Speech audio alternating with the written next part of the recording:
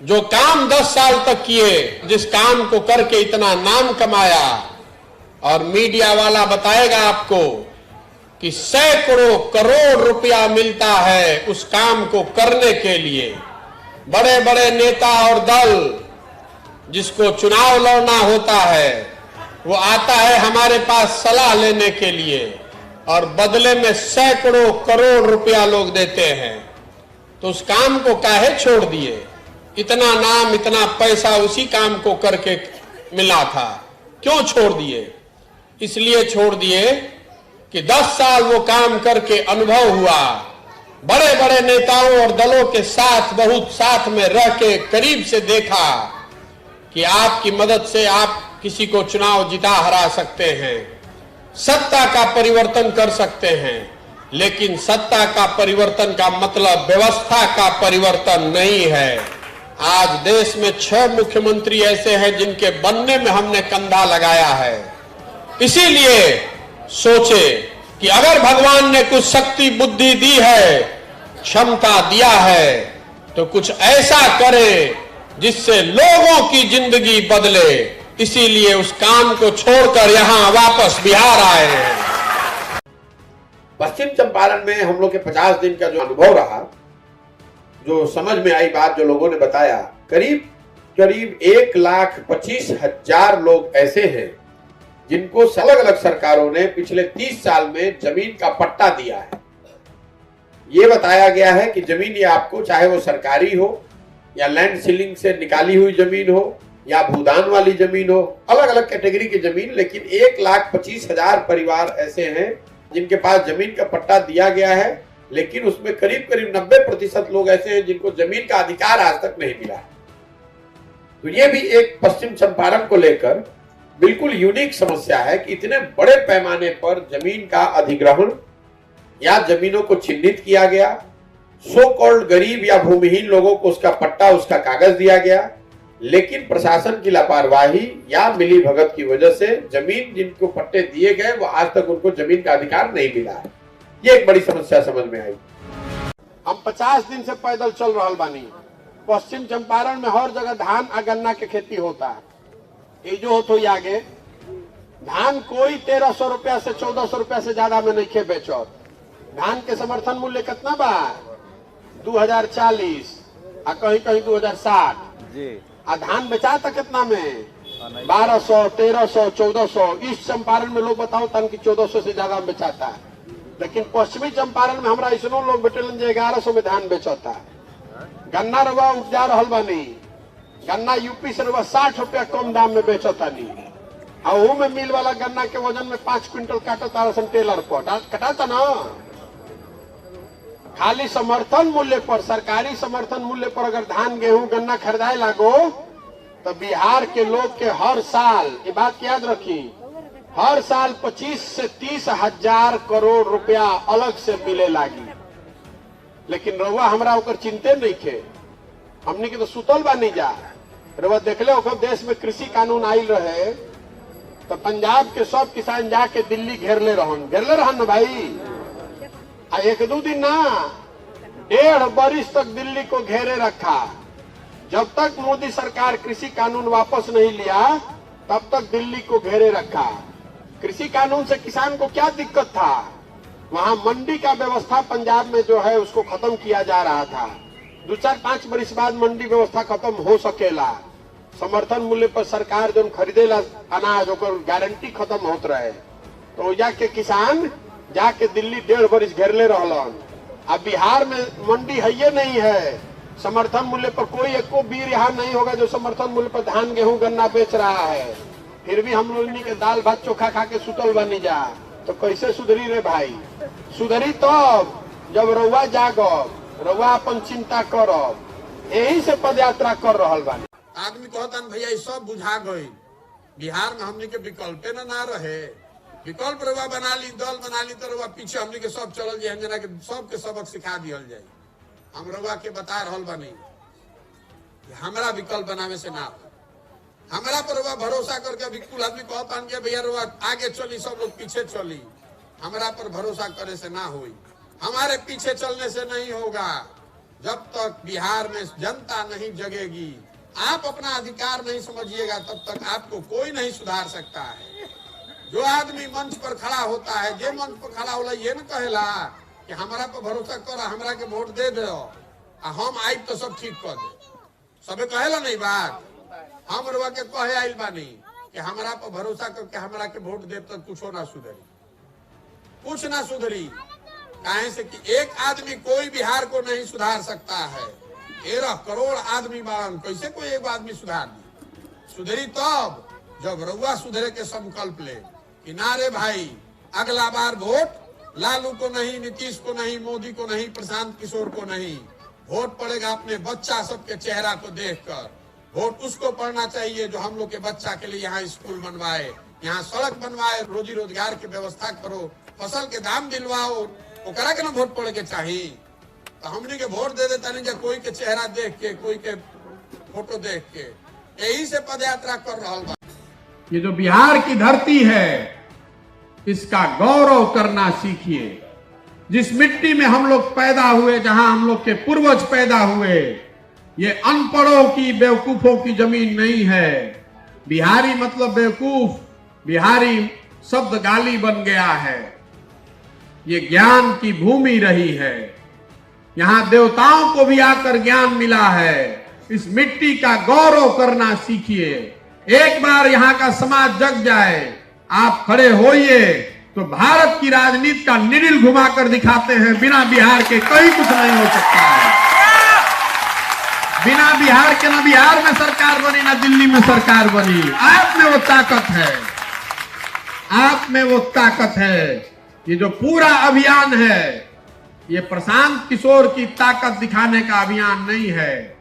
ये अभियान है आपको आपकी ताकत का एहसास कराने का। आप हनुमान जी की तरह चुपचाप बैठे हुए हैं, आपको पता ही नहीं है कि आपके हाथ में ताकत कितना है।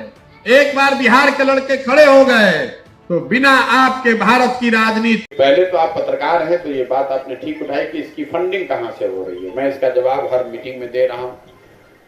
अगर आप सामाजिक राजनीतिक कोई अभियान कर रहे हैं तो सबसे ज्यादा पैसा लगता कहाँ है, पहले ये समझिए। सबसे ज्यादा पैसा लगता है अगर आप हेलीकॉप्टर से चल रहे हैं, आ रहे हैं, नेता आते हैं रैली करने, तो गाड़ियों से आते हैं, हेलीकॉप्टर से आते हैं, प्लेन से आते हैं, उसका पैसा लगता है।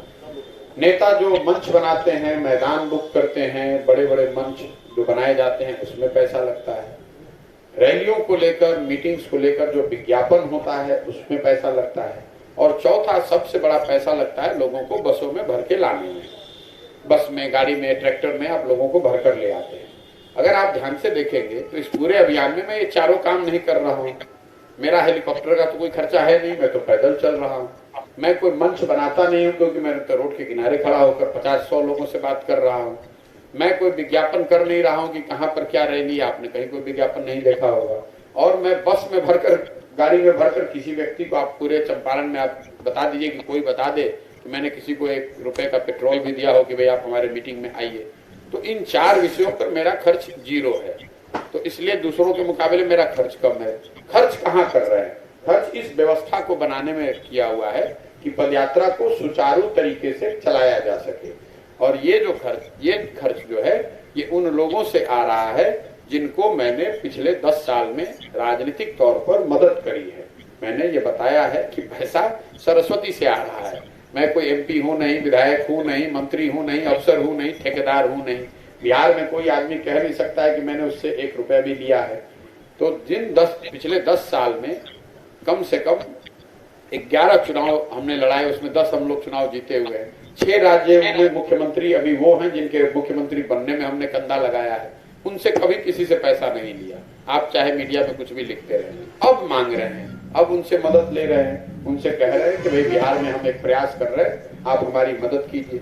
तो आप ये जो पार्टियां हैं यहाँ बिहार में, आज तक जदयू पूरा बिहार नहीं जीत पाई, आज तक RJD पिछले 25 साल से बिहार नहीं जीत पाई।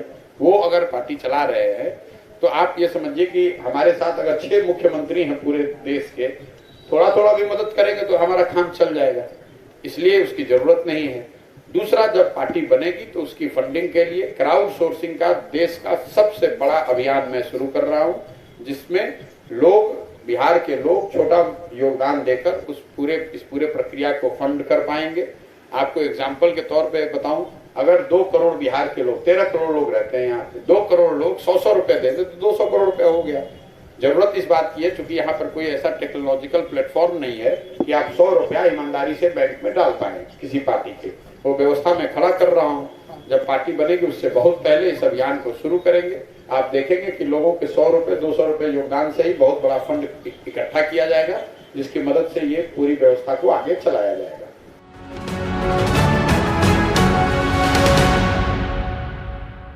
इस जाति के जहर से बाहर निकलिए। कोई अगड़ा पिछड़ा नहीं है। जो गरीब है, जो भाई पीछे छूट गया है, उसको हाथ पकड़कर आगे बढ़ाने की हर उस व्यक्ति की जिम्मेवारी है जो आगे निकल गया है। चाहे जाति से निकल जाए, शिक्षा से निकल जाए, जमीन से निकल जाए, पूंजी से निकल जाए, अगर हम आगे बढ़ गए हैं, हमनी के संस्कार रहल बा। ज्वाइंट फैमिली में एक आदमी पढ़ लिया तो अपने सब भाई को पढ़ाता है। तो बिहार में जो हम लोग पढ़ लिख गए हैं, हम लोग को अगर भगवान ने कुछ शक्ति दे दी है, साधन दे दिया है, तो आपकी हमारी जिम्मेवारी है कि अगर कोई भाई पीछे छूट गया है तो जाति धर्म से ऊपर उठकर उसका हाथ पकड़ के हम लोग आगे बढ़ाएं। ये दिल बड़ा करके ये भावना खड़ा कीजिए। आपस में उलझिए मत, आपस में उलझिए मत। अगर बिहार बढ़ेगा तो सब बढ़ेंगे, सबके लिए जगह है। ये जो अभी 40 साल से चल रहा है, 50 साल से, जब कुछ है ही नहीं, रोवा देखले हो कब संयुक्त परिवार में जब आपकी तरक्की रुक जाती है तो परिवार टूट जाते हैं। खेत जब तक आप खरीद रहे हैं तब तक संयुक्त परिवार बना हुआ है। खेत खरीदना बंद हो जाएगा तो उसी खेत के बंटवारे के लिए लड़ाई होती है। बिहार में इतना सबको गरीब बना दिया कि जो है उसी को लूटने के लिए सब एक दूसरे से लड़ रहा है, जाति के आधार पर, धर्म के आधार पर। इससे बाहर निकलिए और पूरा ये विश्वास रखिए कि हम लोग बिहार में इतनी नौकरी पैदा कर देंगे कि आरक्षण वाले को भी मिले और गैर आरक्षण वाले को भी मिले। दोनों के लिए नौकरी होना चाहिए। जब नौकरी है नहीं है तो जो आरक्षण वाला है बेचारा, उसको भी नहीं मिल रहा है, और जिसको आरक्षण नहीं है वो भी भाग रहा है। तो आप पहले जड़ को मजबूत कीजिए। अगर बिहार में नौकरी होगी तभी ना किसी को फायदा होगा। अभी तो नौकरियां नहीं है, और नहीं है तो जो 2 4 है उसी में आपस में लड़ा दिया और कहता है हमको वोट दे दीजिए तो हम आपको नौकरी दे देंगे। फिर आप उसका बंधुआ मजदूर बन के उसी को वोट दिए जा रहे हैं। वो स्थिति बदलनी चाहिए। बड़ा केक बनेगा तो सबका हिस्सा बड़ा होगा।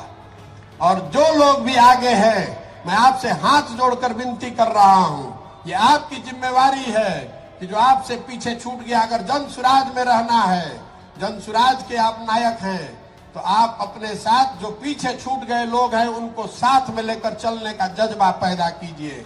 हिंदू मुसलमान अगड़ा पिछड़ा के लड़ाई से बाहर निकलिए। इसी सोच ने हम लोग को इस गुर्बत, इस बदहाली में डाला है। जब तक इससे हम लोग बाहर नहीं निकलेंगे तब तक बिहार का भला नहीं हो सकता है। मैं बहुत अपने अनुभव के आधार पर बता रहा हूँ। इससे हम लोग बाहर निकलेंगे तभी हमारे और हमारे बच्चों का भला हो सकता है। गांधी जी, बाबा साहब अम्बेडकर, इनकी बातों को सीखिए, अपने जीवन में उसको लागू कीजिए। इस विकल्प, इस प्लेटफॉर्म का इस्तेमाल कीजिए। जो आप में क्षमता है तो आप आगे बढ़िए, बिहार को बढ़ाइए, समाज को बढ़ाइए, अपना भला कीजिए और इस राज्य को अगले 10 साल में देश के सबसे 10 अग्रणी राज्यों में शामिल करने का संकल्प लेकर जाइए। इस जाति के जहर से बाहर निकलिए। कोई अगड़ा पिछड़ा नहीं है। जो गरीब है, जो भाई पीछे छूट गया है, उसको हाथ पकड़कर आगे बढ़ाने की हर उस व्यक्ति की जिम्मेवारी है जो आगे निकल गया है। चाहे जाति से निकल जाए, शिक्षा से निकल जाए, जमीन से निकल जाए, पूंजी से निकल जाए, अगर हम आगे बढ़ गए हैं, हमनी के संस्कार रहल बा। ज्वाइंट फैमिली में एक आदमी पढ़ लिया तो अपने सब भाई को पढ़ाता है। तो बिहार में जो हम लोग पढ़ लिख गए हैं, हम लोग को अगर भगवान ने कुछ शक्ति दे दी है, साधन दे दिया है, तो आपकी हमारी जिम्मेवारी है कि अगर कोई भाई पीछे छूट गया है तो जाति धर्म से ऊपर उठकर उसका हाथ पकड़ के हम लोग आगे बढ़ाएं। ये दिल बड़ा करके ये भावना खड़ा कीजिए। आपस में उलझिए मत, आपस में उलझिए मत। अगर बिहार बढ़ेगा तो सब बढ़ेंगे, सबके लिए जगह है। ये जो अभी 40 साल से चल रहा है, 50 साल से, जब कुछ है ही नहीं, रवा देखले हो कब संयुक्त परिवार में जब आपकी तरक्की रुक जाती है तो परिवार टूट जाते हैं। खेत जब तक आप खरीद रहे हैं तब तक संयुक्त परिवार बना हुआ है। खेत खरीदना बंद हो जाएगा तो उसी खेत के बंटवारे के लिए लड़ाई होती है।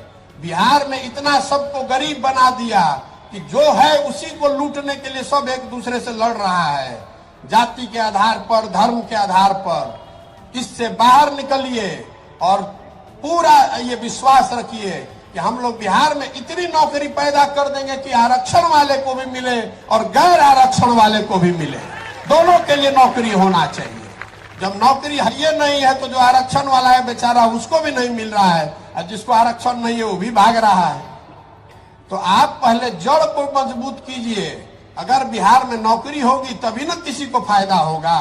अभी तो नौकरी नहीं है, और नहीं है तो जो 2 गो 4 गो है उसी में आपस में लड़ा दिया और कहता है हमको वोट दे दीजिए तो हम आपको नौकरी दे देंगे। फिर आप उसका बंधुआ मजदूर बन के उसी को वोट दिए जा रहे हैं। वो स्थिति बदलनी चाहिए। बड़ा केक बनेगा तो सबका हिस्सा बड़ा होगा। और जो लोग भी आगे हैं, मैं आपसे हाथ जोड़कर विनती कर रहा हूं, ये आपकी जिम्मेवारी है कि जो आपसे पीछे छूट गया, अगर जन सुराज में रहना है, जन सुराज के आप नायक हैं, तो आप अपने साथ जो पीछे छूट गए लोग हैं उनको साथ में लेकर चलने का जज्बा पैदा कीजिए। हिंदू मुसलमान अगड़ा पिछड़ा के लड़ाई से बाहर निकलिए। इसी सोच ने हम लोग को इस गुर्बत, इस बदहाली में डाला है। जब तक इससे हम लोग बाहर नहीं निकलेंगे तब तक बिहार का भला नहीं हो सकता है। मैं बहुत अपने अनुभव के आधार पर बता रहा हूं। इससे हम लोग बाहर निकलेंगे तभी हमारे और हमारे बच्चों का भला हो सकता है। गांधी जी, बाबा साहब अम्बेडकर, इनकी बातों को सीखिए, अपने जीवन में उसको लागू कीजिए। इस विकल्प, इस प्लेटफॉर्म का इस्तेमाल कीजिए। जो आप में क्षमता है तो आप आगे बढ़िए, बिहार को बढ़ाइए, समाज को बढ़ाइए, अपना भला कीजिए और इस राज्य को अगले 10 साल में देश के सबसे 10 अग्रणी राज्यों में शामिल करने का संकल्प लेकर जाइए। आदमी आलू उपजावत तो पता चलता कि 10 किलोमीटर में कोनो कोल्ड स्टोरेज है नहीं के। आ कोल्ड स्टोरेज जहां बा तो सब नेते लोग के बा, विधायक के या मंत्री के। रउआ आलू उपजैनी तो रउआ मिलल 3 रुपया, आ कोल्ड स्टोरेज वाला लेता 5 रुपया। तो हर पंचायत में जहां लोग सब्जी उगा रहा, अगर शीतगृह के कोल्ड स्टोरेज के व्यवस्था हो जाए तो रउआ समझी रउआ कितना फायदा हो जाए। तो यह किसान बतौलन कि भैया हमने के सब्जी बहुत उगावता नहीं जा, हल्दी का पूरा एरिया है मझौलिया सुगौली, खाली रवा मंडी के व्यवस्था अगर करा दी और शीत गृह हो जाओ तो हमने के कोई से टक्कर ले सकीला जा, इतना हमने के उपजावता नहीं जाएगा। हर पंचायत में बिहार की संभावना बा, कुछ न कुछ कही जा सकेला। तो पदयात्रा का पहला उद्देश्य है कि हर पंचायत का 10 साल का विकास का एक योजना बनाया जाए, ताकि जब पदयात्रा खत्म होके तो ओकरा के जारी करब। दल के बात नहीं के रउआ देख सकब ओमे कि रउआ पंचायत खातिर कहनी कि रउआ पंचायत की याद रखब, रउआ पंचायत के जारी करब कि देखिए 4 गो समस्या बा, 3 गो चीज और एक अलावा कल जाई तो रउआ पंचायत में 2000 रोजगार हो जाई, किसान के इनकम बढ़ जाई, हर एगो उद्योग लगावल जाई तो हो जाई।